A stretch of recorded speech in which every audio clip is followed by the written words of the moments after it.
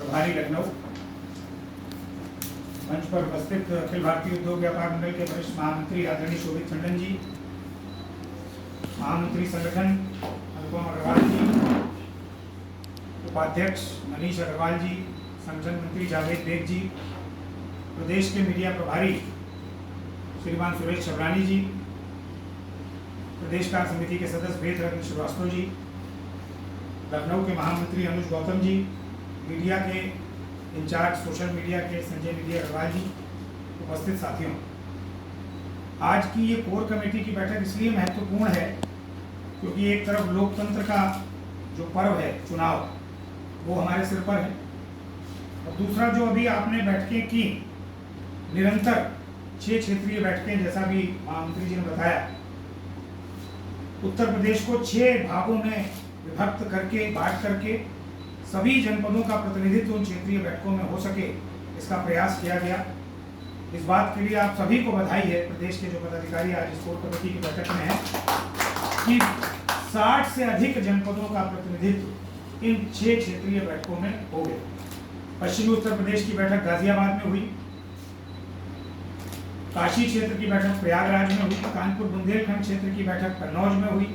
अवध क्षेत्र की बैठक गोंडा में हुई, गोरक्ष क्षेत्र की बैठक देवरिया में हुई और ब्रज क्षेत्र की बैठक हाथरस जिले में आयोजित। इस प्रकार इन 6 क्षेत्रों में बैठकें हुई। गोरक्ष क्षेत्र की बैठक देवरिया में हुई। गोरखपुर का तो अलग कार्यक्रम था, लेकिन गोरक्ष क्षेत्र की जिसमें सभी जिलों के लोग आए थे। अब इन 6 क्षेत्रीय बैठकों के बाद जो लबोलबाब निकला वो ये निकला कि 20 जिले अभी भी अपने संगठन के ऐसे हैं जिनमें और सक्रियता की आवश्यकता है, या जहां पर निष्क्रिय पदाधिकारियों को हटाकर आपको नए पदाधिकारियों को बनाए जाने की आवश्यकता है। उसके लिए वरिष्ठ महामंत्री जी, प्रदेश अध्यक्ष जी, प्रदेश के तमाम पदाधिकारी कई बार बैठ चुके हैं। अंत में यह निर्णय निकला है कि हम इस बात के लिए मन पक्का कर लें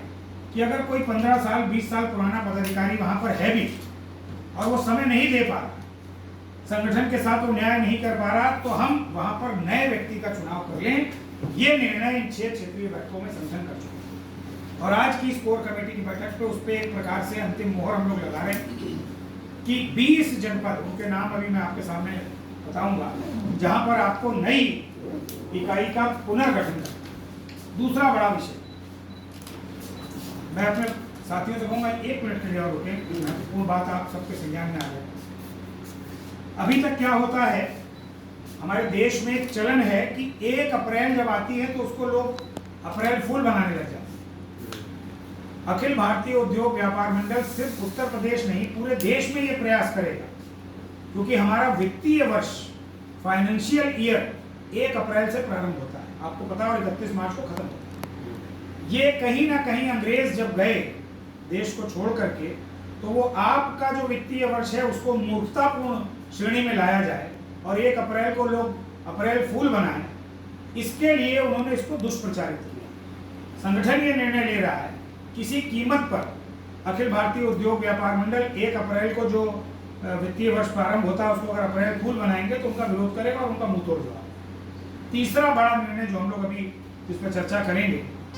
जो हमारे देश का या हमारी जो भारतीय संस्कृति के हिसाब से नया वर्ष होता है वो भी अप्रैल में होता है, तभी हमारा वित्तीय वर्ष अप्रैल से, वो 9 अप्रैल को चैत्र शुक्ल प्रतिपदा विक्रम संवत 2081, हम जब वित्तीय वर्ष मना रहे हैं अप्रैल से, जो हमारे यहाँ जो व्रत रखे जाते हैं, पूजा पाठ होती है, जो भी त्योहार होते हैं, वो सब उसी तिथि के हिसाब से होते हैं। अब हम उसको भूल करके 1 जनवरी को नया वर्ष मनाना शुरू कर देते हैं, जबकि 1 जनवरी को तो लोग 12 बजे से पहले सो करके नहीं उठ पाते, इतनी ठंड होती है। तो नया का मतलब तब जब कुछ नया हो। तो हमारा नया वर्ष जो भारतीय नव वर्ष है वो 9 अप्रैल जो अंग्रेजी तिथि के हिसाब से चैत्र शुक्ल प्रतिपदा है। ये एक महत्वपूर्ण निर्णय संगठन पिछली बैठक में चर्चा कर चुका है। आज कोर में इस पर अंतिम निर्णय हम लोग लेंगे कि जो हमारे 4 कार्यक्रम प्रदेश में होते हैं, जिसमें 26 मई प्रेरणा दिवस शहीद हरीश चंद्र अग्रवाल जी की पुण्यतिथि पर, 9 जून सेवा संकल्प दिवस, 3 सितंबर व्यापारी दिवस जो अपने संगठन का स्थापना दिवस है, 12 दिसंबर समर्पण दिवस जो गरीब लोगों के लिए, जरूरतमंदों के लिए कुछ न कुछ दान करना, सर्दी को देखते हुए 5वें कार्यक्रम के रूप में अखिल भारतीय उद्योग व्यापार मंडल और उत्तर प्रदेश युवा उद्योग व्यापार मंडल के